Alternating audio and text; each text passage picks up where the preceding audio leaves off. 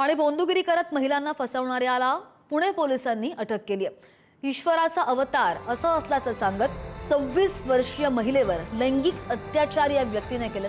2 पुरुषांसह 6 महिला आरोपींना पुणे पोलिसांकडून अटक झाली आहे। पुण्याच्या वाघोली जवळच्या आश्रमात हे मोठं घबाड सापडलेलं आहे। 8 laptops, 11 mobile phones, 19 hard disks, 29 cassettes, 23 pen drives आणि जिवंत काडतुसं 10 असा सगळा मुद्देमाल जप्त केला गेलेला आहे। शेकडो मेडिकलच्या गोळ्या सुद्धा या तपासादरम्यान सापडलेल्या आहेत। बातमी आहे पुण्याच्या वाघोलीमध्ये। आपण तात्काळ त्याची फिर्याद नोंदवली आणि गुन्हा दाखल केल्यानंतर पुढील अटकेची कारवाई सुद्धा करण्यात आली।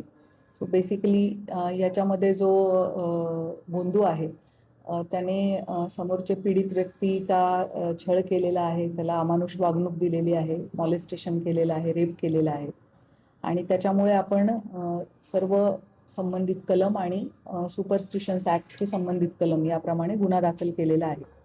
यामध्ये आत्तापर्यंत एकूण 8 आरोपी अटक करण्यात आलेले आहेत, ज्यामध्ये 2 पुरुष आणि 6 महिला आरोपितांचा समावेश आहे।